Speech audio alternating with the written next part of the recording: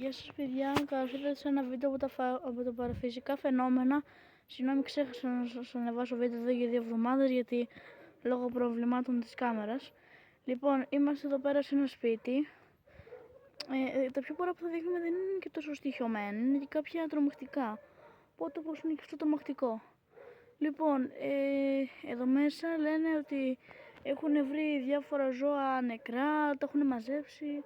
Πολλά σκουπίδια, πάρα πολλά πράγματα και σήμερα θα το ξαναμιλήσουμε. Δεν είναι πολύ μεγάλο, μικρούλι είναι, αλλά δεν πειράζει και αυτό αρκεί. Οπότε κάντε εγγραφή, like και ένα σχόλιο, μας αρκούν όλα. Εντάξει, λοιπόν, πάμε να μπούμε σιγά σιγά μέσα. Γενικά όπως βλέπετε είναι κάπως τόσο, δεν είναι ότι είναι τόσο μεγάλο, ούτε κάτσε να μπούμε μέσα. Να. Ένα φως, χωρίς λάμπα. Διάφορα πεταλούδες που πάνε από την κάμερα, μην φοβάστε.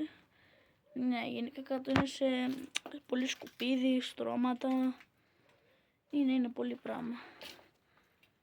Όπως βλέπουμε εδώ πέρα έχει χώματα κάτω, έχουν φυτρώσει μέσα λουλούδια, έχει πέσει ο τείχος.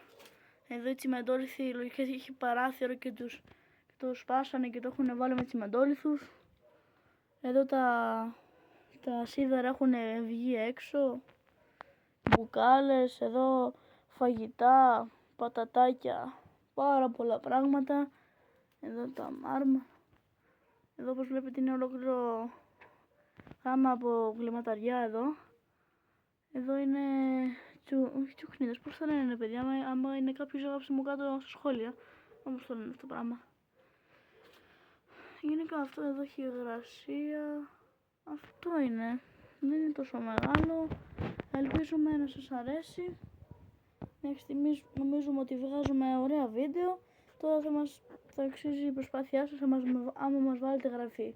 Αν φτάσουμε μέχρι 100 εγγραφές θα καταλάβουμε ότι σας έρχονται τα βίντεο μας. Αν δεν φτάσουμε θα προσπαθούμε να κάνουμε καλύτερα βίντεο. Λοιπόν, αυτό εδώ το σπίτι. Πάμε να βγούμε γιατί έχει και διάφορα έντομα και δεν είναι καθόλου ωραία τα έντομα αυτά, έχουν ήδη. Λοιπόν, να σας δείξω λίγο πάνω στο σπίτι εδώ, κοιτάξτε. Ναι, το ποδήλατο μην δίνεται σημασία, είναι ενός γείτονα.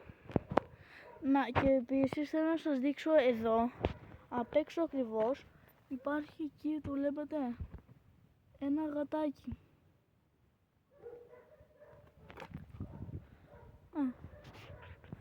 Περιμένετε να σας δείξω και την άλλη μεριά. Εδώ είναι το πιο πολύ creepy. Λοιπόν παιδιά, συνεχίζουμε. Κάτι έγινε με την κάμερα. Εδώ. Κάτι γίνεται παιδιά με την κάμερα, όπως βλέπετε ανοιγοκλίνει. Λοιπόν, εδώ όπως βλέπετε αυτό το δίχτυο, λογικά το έμπαινε εδώ και ασφάλιζε. Αυτό και ότι είναι τρομακτικό γιατί γι' φανταστείτε να μην επιτρέπετε κάπου να μπει, δηλαδή σε προειδοποιούν ότι κάτι έχει μέσα εκεί. Να.